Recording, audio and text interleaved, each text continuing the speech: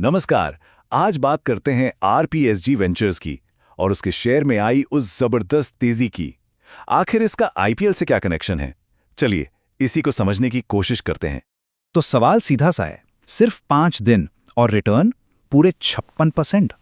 क्या ये आरपीएसजी वेंचर्स अगला मल्टीबैगर बनने की राह पर है या फिर ये बस आईपीएल का हाइप है जो आया और चला जाएगा? चलिए सबसे पहले तो ये देखते हैं कि ये तेजी आखिर थी कितनी बड़ी, क्योंकि सच कहूं तो ये कोई छोटी मोटी बात नहीं थी।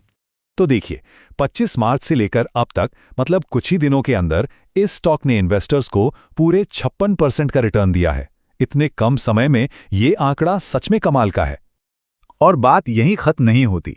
तेजी का आलम तो ये था कि अकेले 1 अप्रैल को एक ही दिन में ये स्टॉक करीब 17% उछल गया और इसी उछाल के साथ शेयर की कीमत पहुंच गई 937 रुपए 60 पैसे के अपने हाई पर।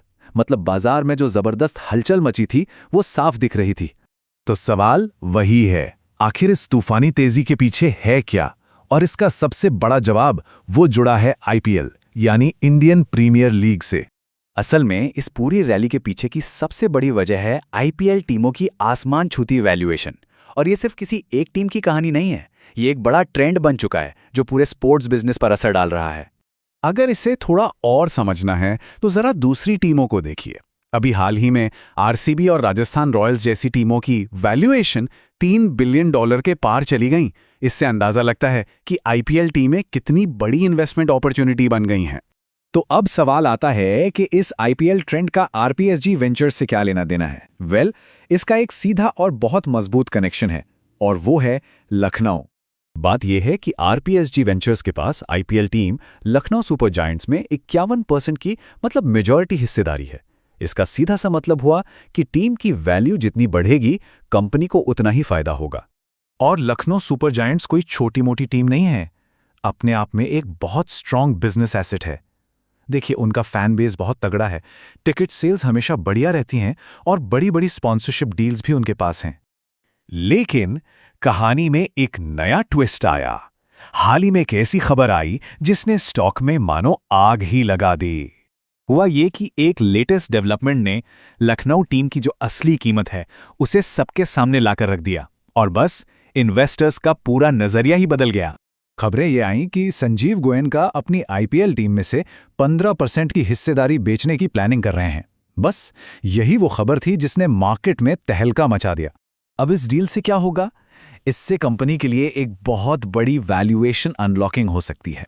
अगर आसान भाषा में समझें तो टीम की जो छिपी हुई वैल्यू थी वो अब खुलकर सामने आएगी और जब ऐसा होगा तो जाहिर है कंपनी के शेयर्स की वैल्यू भी बढ़ेगी। लेकिन जैसा कि कहते हैं हर सिक्के के दो पहलू होते हैं। एक तरफ तो आईपीएल बिजनेस की ग्रोथ है, हिस्सेदारी बेचने से वैल्यू अनलॉक होने की उम्मीद है, ये सब पॉजिटिव्स हैं। लेकिन दूसरी तरफ कुछ रिस्क भी हैं। पहला और सबसे बड़ा रिस्क है प्रॉफिट बुकिंग का। जब भी कोई शेयर इतनी तेजी से भागता है ना तो पुराने इन्वेस्टर्स अपना प्रॉफिट लेकर निकलना चाहते हैं। इससे शेयर पर सेलिंग प्रेशर आ सकता है।